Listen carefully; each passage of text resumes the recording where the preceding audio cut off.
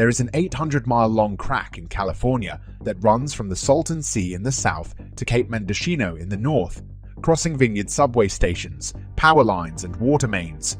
Millions of people live and work alongside the crack, with many passing it on a daily basis via the 966 roads that cross it. The majority of people don't give it much thought, but in reality, that crack, which is the San Andreas Fault Line, has the potential to destroy lives and bring the national economy to its knees. In the blink of an eye, most people are familiar with the San Andreas Fault, a monster that divides California from south to north as two tectonic plates grind against each other, threatening large earthquakes. It has already happened in the past, and residents have been warned yet again that another disaster is on the way. In fact, the earthquake occurs every 22 years, with the most recent one occurring in 2004. If history is any guide, another one may be closer than any Californian would like. The director of the Southern California Earthquake Center, Thomas Jordan, recently delivered a warning that should have sent chills down the spines of all Californians. The San Andreas Fault appears to be in a critical state, and a huge earthquake appears to be impending. This isn't the first time Californians have been warned about a potential threat, however. The southern portion of the fault looks like it's locked, loaded, and ready to go, according to the warning. So why is this renowned seismologist making such grim forecasts in reality there? Hasn't been a large release of stressors in the San Andreas Fault system, southern part since 1857. The San Andreas Fault system is one of several that generally mark the boundary between the Pacific and North American tectonic plates. Both plates are advancing northward, but the Pacific plate is moving faster than the North American plate, indicating that forces between the plates are growing all the time. Some of these stresses were tragically released in the San Francisco Bay Area in 1906 in the form of a 7.8 magnitude earthquake, and again in Northern California in 1989 in the form of a 6.9 magnitude earthquake in Loma Prieta. Fortunately, no disasters of this scale have happened since then along the San Andreas Fault in the state ES, although the 1994 Northridge event was linked to a nearby but distinct fault system. However, the lack of a quake raised the likelihood that one is on its way, and that given the amount of stress that has accumulated, it will be the big one when it hits. So how big could this prospective earthquake be? And could the catastrophe shown in the film San Andreas possibly happen? In short, the answers to these questions will to some extent satisfy Californians. The San Andreas Fault generates a 9.0 magnitude earthquake in the film. While not unheard of on a worldwide scale, earthquakes of this size are normally confined to places of the Earth where one tectonic plate is moving beneath another, such as Chile and Japan. The tectonic situation in California is unique in that two plates are slipping past each other. As a result, many forecasts place the maximum earthquake magnitude along the San Andreas Fault system at 8.0, with a 7 chance that such an event may occur in Southern California over the next 30 years. There is also a 75 likelihood that a magnitude 7 event will occur during the same time frame, while magnitudes of 7, 8.0 and 9.0 may appear minor, the energy generated by. Such events varies greatly. A magnitude 9.0 event will produce 32 times the energy of a magnitude 8.0 event and 1,000 times the energy of a magnitude 7.0 event. Destruction is inescapable whether a 7, 0 or an 8, 0, but the entire sequence of events described in Dwayne Johnson's movie is unlikely because the San Andreas Fault is not beneath the sea. Any slide along it, for example, could not displace enough water to generate a tsunami. The creation of a large gap is likewise a fantasy, as the plates are sliding relative to one another rather than away from each other. What is likely is that there will be significant destruction. While California's building standards are rigorous, suggesting seismic protective measures for older buildings and barring the construction of new buildings along known fault lines, there is no way to totally secure a building from a natural disaster. To fully comprehend the consequences of such an event, a thorough study of the fault zone is required. So how many fault zones are there? They are divided into 3 sections: northern, southern, and central. The northern part of the fault goes from Hollister, through the Santa Cruz Mountains, which was the epicenter of the 1989 Loma Prieta earthquake, through the San Francisco Peninsula, where it was first observed by Professor Lawson in 1895, and eventually offshore New Muscle Rock in Daly City. This is the approximate position of the epicenter of the 1906 San Francisco earthquake. In Marin County, just north of Stinson Beach, the fault resurfaces a Balinese lagoon. The fault then returns underwater through Camala's Bay's linear trough that separates the point-raised peninsula from the mainland, travels just east of Bodega, head across Bodega Bay, and eventually returns on shore at Fort Ross. Furthermore, there are numerous important sister faults that run more or less parallel in this region around the San Francisco Bay Area, each of which can cause significant, catastrophic earthquakes.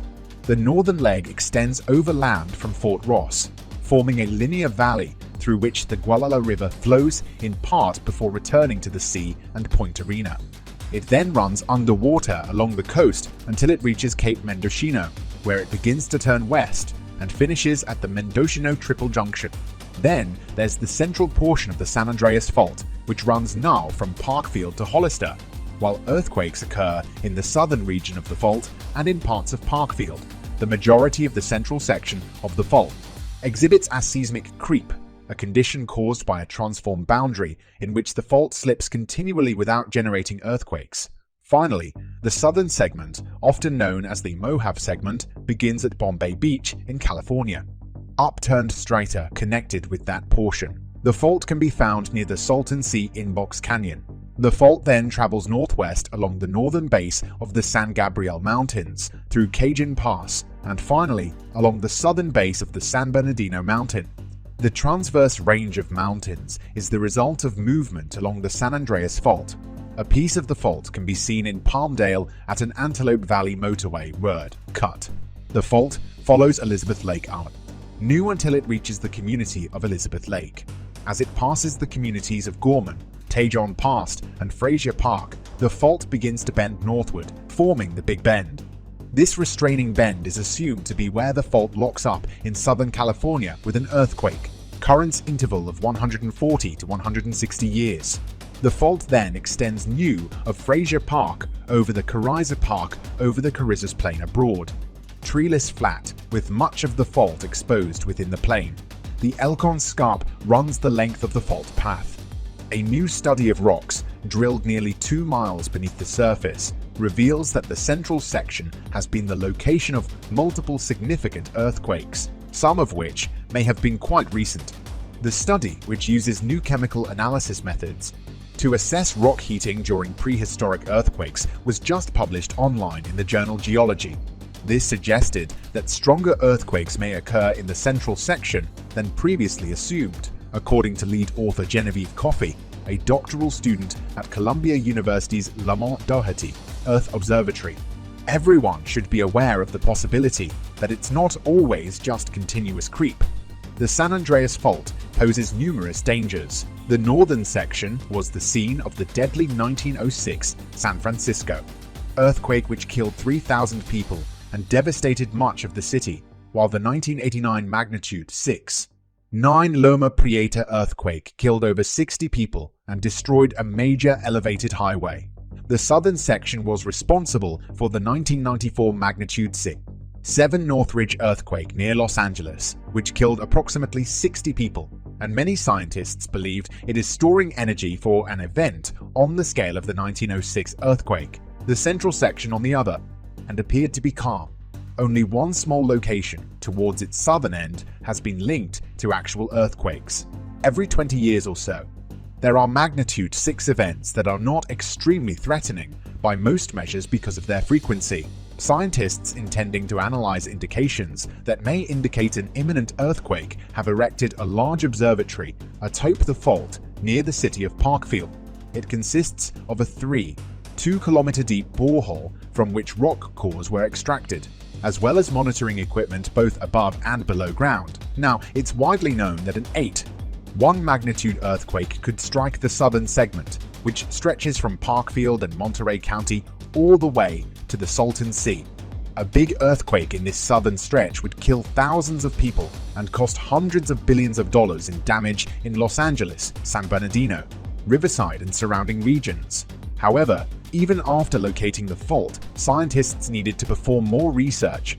To better understand the repercussions of a massive southern San Andreas earthquake, to depict the stresses that have accumulated in the area since the last significant event, popularly known as the shakeout scenario, the US Geological Survey generated a 7.8 magnitude event with a slippage of 2 to 7 meters.